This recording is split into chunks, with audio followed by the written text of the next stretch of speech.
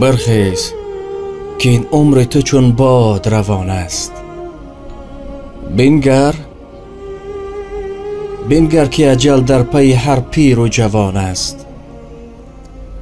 با گریه مصفا بکن آینه دل را، تا کی همه دعوای تو از روی زبان است. پهلو نمیگردیم که وقت چند قدر زود میگذرد و به بیکارچی های اطراف نظر میکنم که بسیار جوان ها عمر وقت خود را چگونه صرفه میکنند. دلم میسوزد. شما از هیچ چیز شده نمیتوانید. انسان که سرپول شد، پولی بسیار که کار کرد بای میشود. انسان بسیار که خواند، ببینید که یک با تقوا و یک عالم و یک چیز میشود. هیچ آهن هنجری تیز نشد. شما همین طور هیچ چیز نمیشوید تا از پس کار نشوید. ببینید که پهلو نمیگردیم وقت چند قدر زود میگذرد که میبینیم که بسیار کارها را انجام ندادیم. یک پادشاه ماهی میخپد، ماهی کلان میخپد. وقتی ماهی را میارد خانه، همسرش که چاک میکند برای خوراک آماده کردن، در داخلش یک سنگ قیمت بهای پیدا میکند، از طلا هم بالاتر. میبرد نزد همون یوولیر، چی میگفتن، همون جایی که زرگر میبیند، میگوید که من در عمرم یکم بار میبینم این گونه.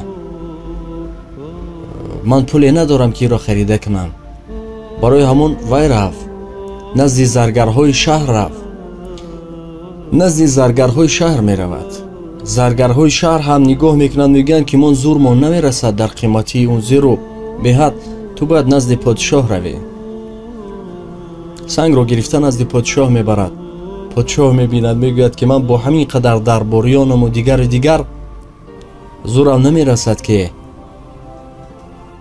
ارزشی او رو، یعنی پولی رو من بدیم. لیکن حیران میشود. لیکن یک کار کرده میتوانم. گفت چی؟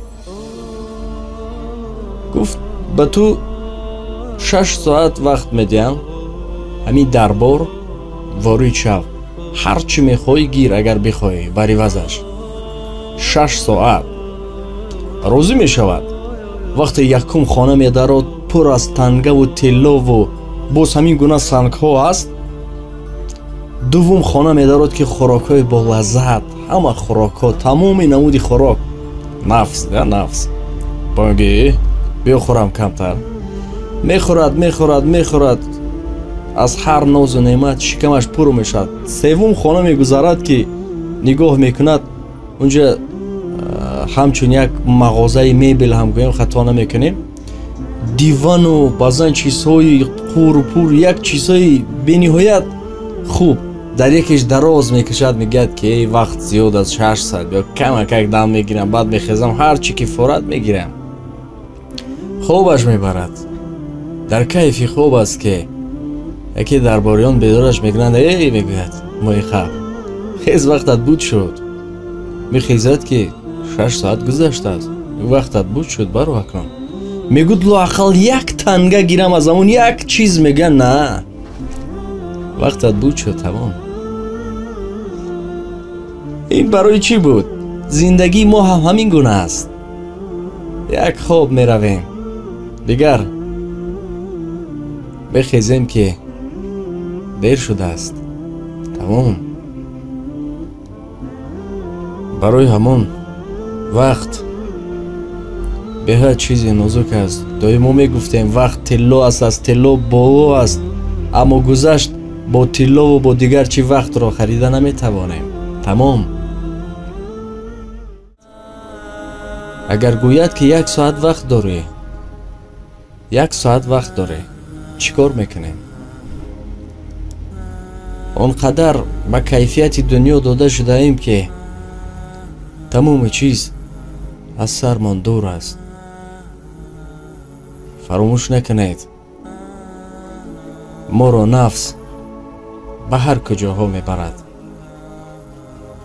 در برنامه های آینده خواهم فهمانید جنگ نفس бо дил, бо ақл, байни ақл ва нафс. Инҳо ду командир ҳастанд, инҳо лашкар доранд, барои дил меҷанганд ҳар рӯз. ҳатман як мавзӯи васеъ аст, нақл хоҳем кард. аммо ман медонам суханҳои мо сабук аст, суханҳои мо шояд кӯчагӣ аст.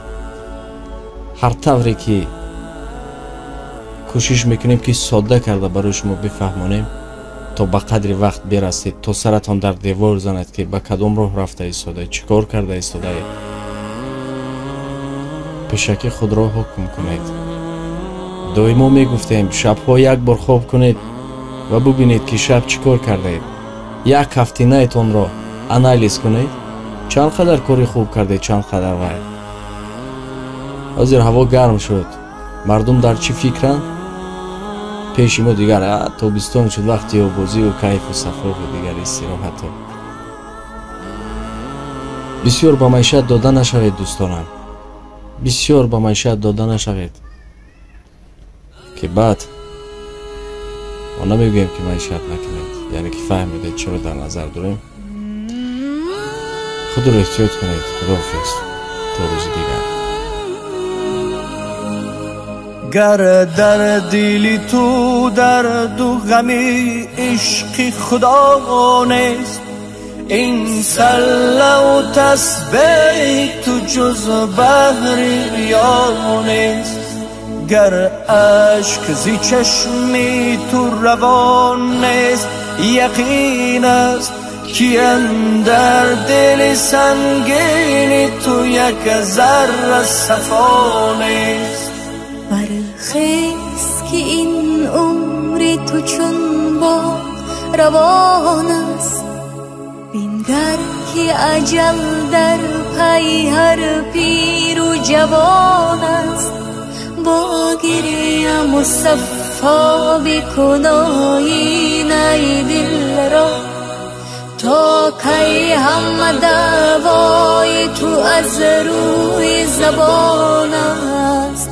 برخیز که این عمر تو چون با روان است، بینگر که اجل در پی هر پیر و جوان است. با گریه مصفا بکن آینه دل را، تا کی همه دوای تو از روی زبان است.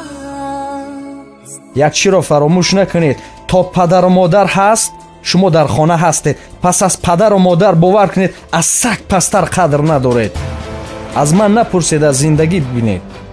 بسیار هستند، پدر و مادر هستند شما را احاطه میکنند، پس از آنها دیگر کسی ناز شما را نمیبردارد.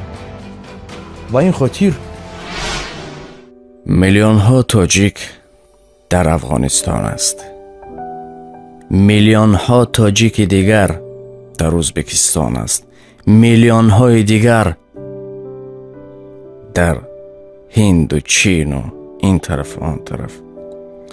راستی این یک موضوع وسیع است، اما اطراف این لایحه‌ای داریم. تاجیکان با پادشاه خبر ناخوش میارند، میگویند که شاهم فرزندتان از عالم گذشت. شاه بسیار غمگین میشود. در بین چند روز میگذرد، چند ماه. برادر پادشاه بیمار بود، روزی از عالم میگذرد. وقتی خبر میدهند که شاه هم برادرتان از عالم گذشت، داد و فیغان پادشاه آسمان را میگیرد. مردم در حیرت میمانند. پدر، میدانی چقدر دوستت میدارم. و بسیار هستند نفرانی که آرزو دارند که همین سخن را بگویم. خواب بودم، خواب این که بردم. خواب بودم، خواب دیدم مردم، به نهایت خسته و افسرده. برمیگردیم دوره های برسیسوی عابید. برسیسوی عابید یکی از авлиёҳо буд, дӯстони худо буд, бисёр тақводор буд, шогирдони зиёд дошт. дар ҳамон шаҳр хело машҳур буд, ҳама мешинохт, эҳтиром мекард. эй шам, оҳиста бисӯз ки шаб дароз аст. имрӯз касе маҳрами асрори касе нест. мо таҷриба кардаем, касе ёри касе нест. ҳар марди шутордор увайси қаранӣ нест.